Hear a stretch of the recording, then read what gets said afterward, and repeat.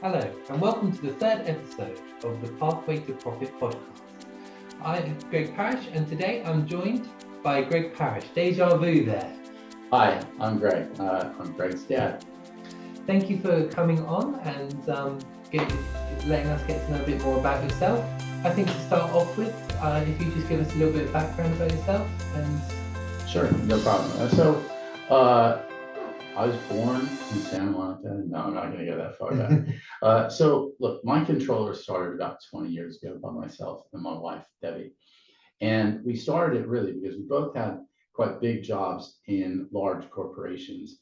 And the fact is, we weren't seeing each other that much. And so by chance, a couple of people asked us that they wanted a slightly different relationship with their accountants. They wanted to make more money and understand how they made more money. And for some reason, they thought that we could help them. So Yeah. That's how it started. And we tested it out. The market seemed to need it. And 20 years later, we have a pretty successful practice in Windsor, pretty well known as business people in Windsor, I think. We certainly try and do a lot to support the community.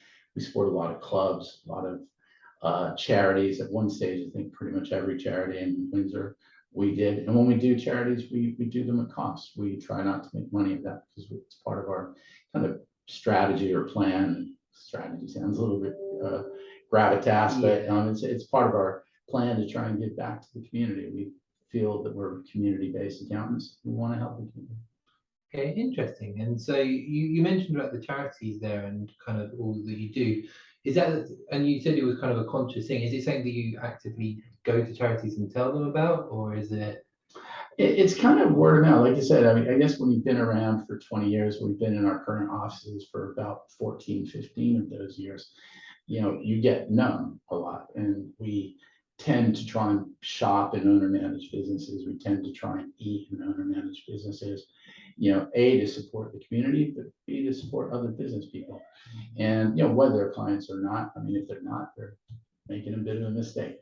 But no, all joking aside, we try and support the community. And when you do that, you get known. And like I said, our intent is always to help. That's kind of the way that we approach any engagement with anybody. Okay.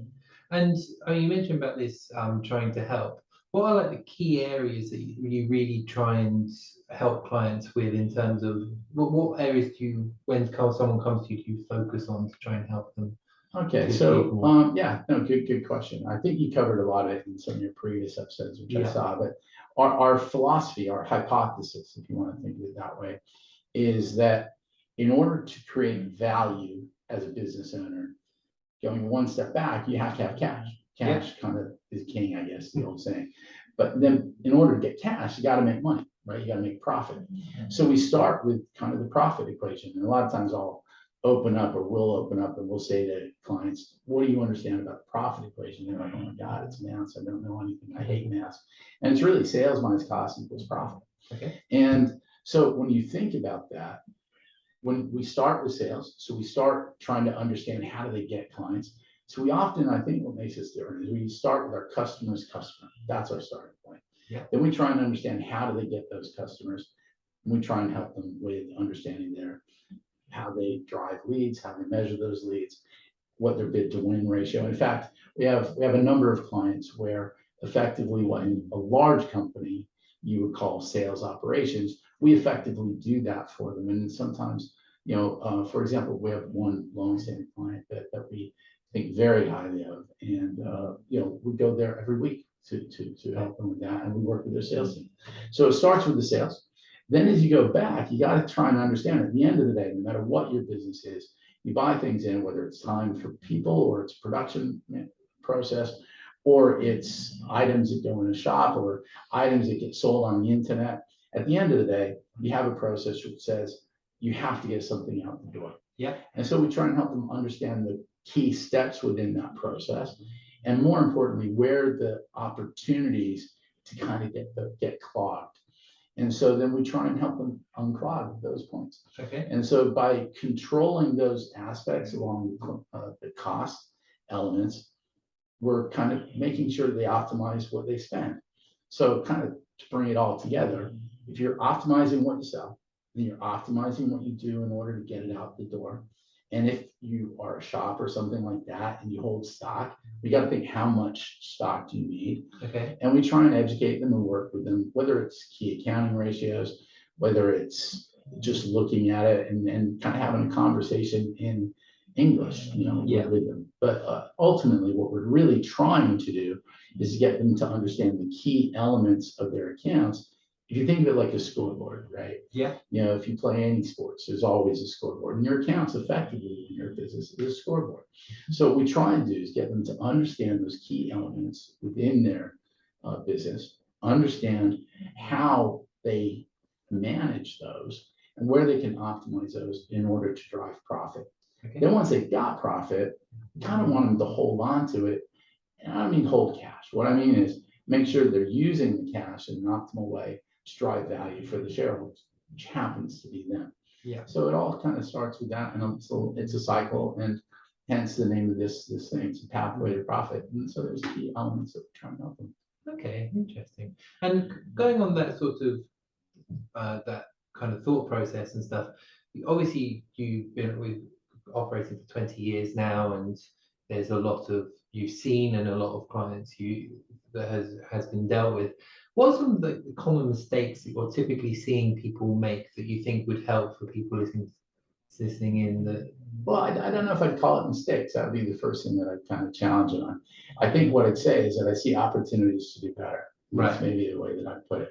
And I think I'd start with actually spending and investing some time in developing the skills to run a business successfully. I think a lot of times people are good at what they do, whatever that is. I'm good at taking photographs, or I'm good at whatever that is, right? It doesn't really matter. Making model boxes. And I like doing that, so I think I'm going to set up a business for it. That doesn't necessarily mean you're going to be good at running a business. So, one of our guidance notes is the pathway to profit. And within that, it's a whole workbook that takes people through step by step. And that's really a strategic educational platform that people would follow, or they could work with us, but they could follow. It's for our clients, it's free. And it would probably take them anywhere from 9 to 18 months to work through. So they need to be dedicated to do it. But the whole idea is it's almost like a strategic curriculum to help them run their business better and go along a path where they can make those improvements. But it's kind of like a game of snakes and ladders. So like if you get to step 3, and all of a sudden you lose momentum and you stop, you really got to start again at step 1. But you're not, it's like going up a mountain. You've not got as far to go because you've gone a little bit up the mountain already. And by just going a little bit back, you're progressing even further. But the goal is really to improve your ability to run a business and make money. The second thing that I would say that people can do is really what I said before, is get better at understanding how good and effective, or how effective they are at generating sales and converting those. Yeah. Then how good are you at managing your costs and just getting stuff out the door? To the end of the day, all businesses are the same. We got to sell it. We got to get stuff out the door. Yeah. And for me, it's as easy or as hard as that.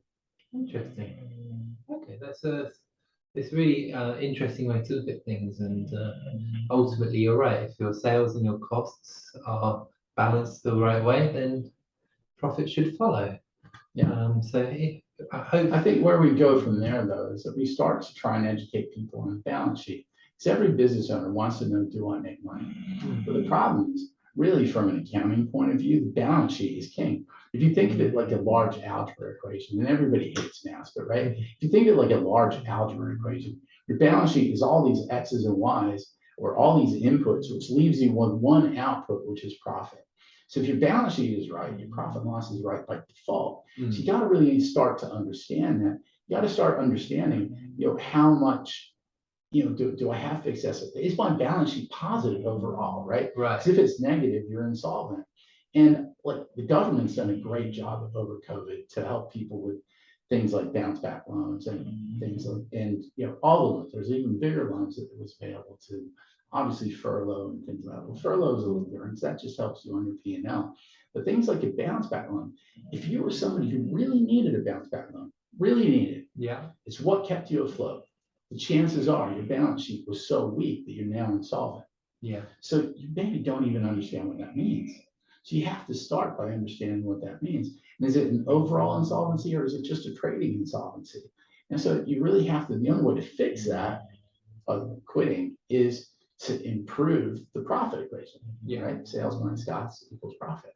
So you have to be rigorous and dedicated and devoted and focused on running your business as well as you can. Okay. And so I think coming back to your thing, where do I think people could improve? I think it's really just by not taking themselves seriously, but take the skill of running a business profitably, successfully. Right, I see. Well, thank you for giving us a little bit of insight into the kind of how My Control kind of goes about things, and your many years of experience, and helping us to hopefully build better businesses for the future. No problem. It's been an absolute pleasure having you on. Anytime. I'd love to come on anytime. Hey, I think you're doing a great job with the podcast. I'm really enjoying it. I think everybody should like it. Subscribe if you haven't subscribed. Please make comments. Remember, we only want positive. We don't do negative. We're still new, so constructive criticism is always appreciated. But please be, we're sensitive souls, as we always say. So anything that you can let us know into how to improve, that'd be much appreciated. So thank you for joining. Thanks a lot.